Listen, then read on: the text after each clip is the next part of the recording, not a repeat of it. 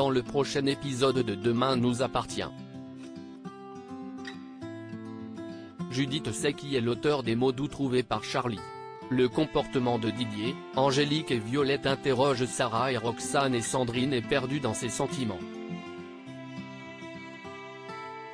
Attention, les paragraphes qui suivent contiennent des spoilers sur l'épisode de Demain nous appartient diffusé demain soir sur TF1. Si vous ne voulez rien savoir, ne lisez pas ce qui suit. Mercredi 26 juillet dans Demain nous appartient. Sarah et Roxane trouvent Violette étrange au commissariat. Lombardie est entendu par Georges. Il dément avoir tué Emma, Luna Lou, qui a fait ses adieux à son personnage, mais reconnaît Luna en voyant leurs photos. Le suspect se souvient qu'il travaillait dans un verger au moment du meurtre. Les forces de l'ordre vérifient cette donnée et des témoins valident cette déclaration. Chez les Reynaud, Roxane raconte à Sarah ce qu'il s'est passé lorsqu'elle s'est trouvée face à Violette la nuit passée. L'adolescente était comme absente, elle tenait un couteau à la main et lui a demandé de ne pas lui faire du mal. Roxane lui a ensuite pris l'ustensile des mains et Violette est repartie dormir. Les filles se demandent si les médicaments que prend l'ado ne l'assomment pas complètement.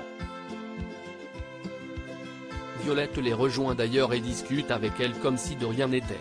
Roxane évoque ce qu'il s'est produit et la fille d'Angélique s'explique tout de suite, elle est somnambule. Violette est très embarrassée d'avoir menacé quelqu'un dans son sommeil. Roxane lui demande si cette réaction pourrait avoir un lien avec l'agression qu'elle a subie à Melbourne il y a quelques mois. La jeune fille est perplexe car elle affirme que personne ne l'a attaquée là-bas, comme l'a pourtant expliqué Didier au couple.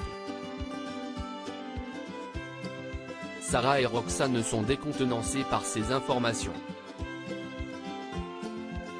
Violette s'excuse platement et les laisse. Peu après, Sarah déjeune avec Didier et Angélique. La policière partage ses inquiétudes avec eux par rapport à Violette et l'oubli de sa propre agression. Didier suppose que le décès d'Emma a réveillé beaucoup de choses en elle et qu'elle est perturbée. Didier et Angélique pensent que Violette souffre d'amnésie post-traumatique mais promettent de veiller davantage sur elle. Ils apprennent que Lombardie n'est pas le meurtrier d'Emma. Angélique est terrifiée, elle craint pour la sécurité de sa fille. Celle-ci profite de la piscine avec Sarah et Roxane. Elle s'excuse encore auprès d'elle pour cette nuit.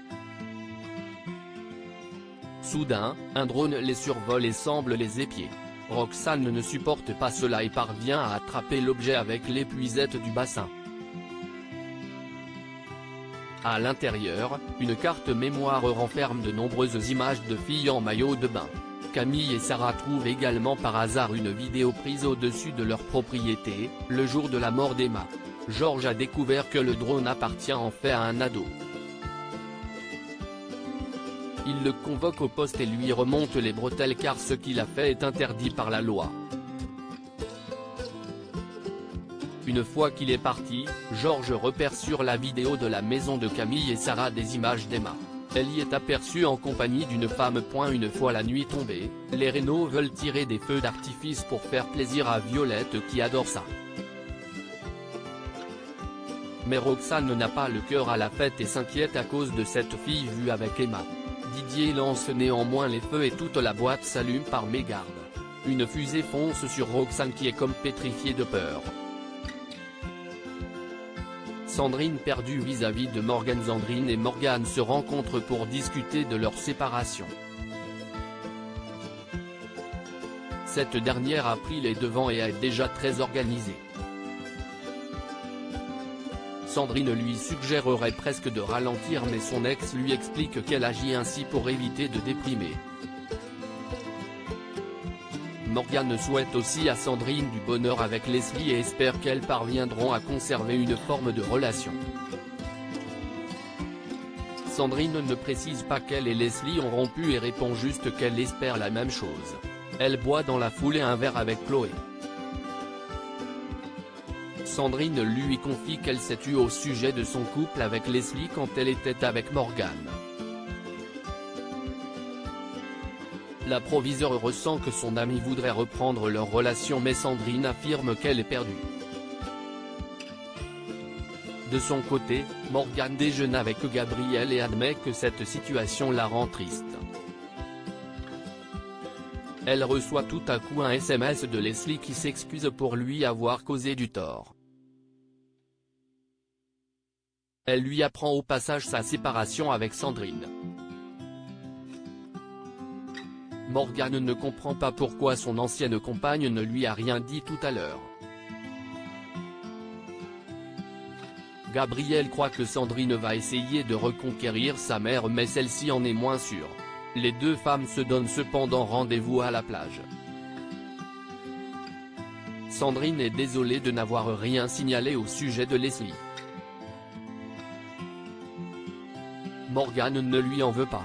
Sandrine poursuit et lui exprime ses regrets. Son interlocutrice est mal à l'aise et préférerait changer de sujet.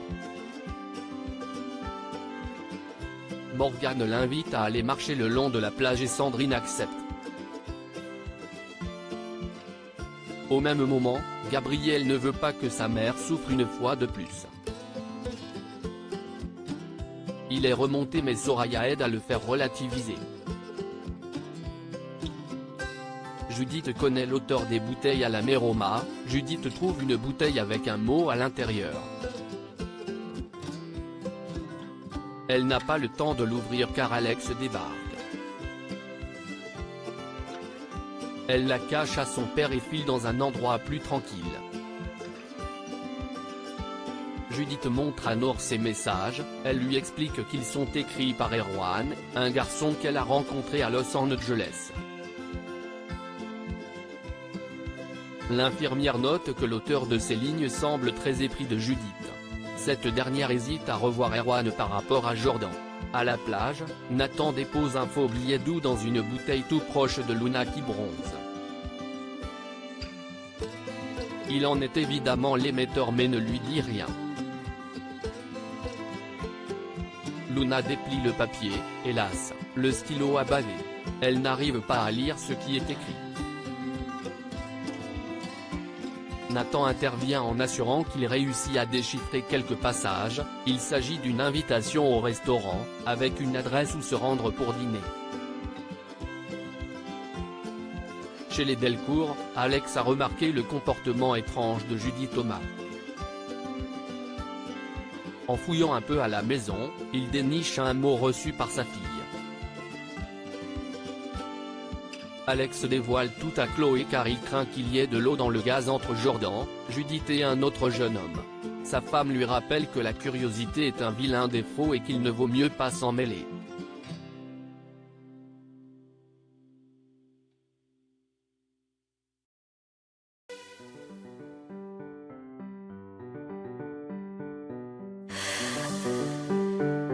The man I love just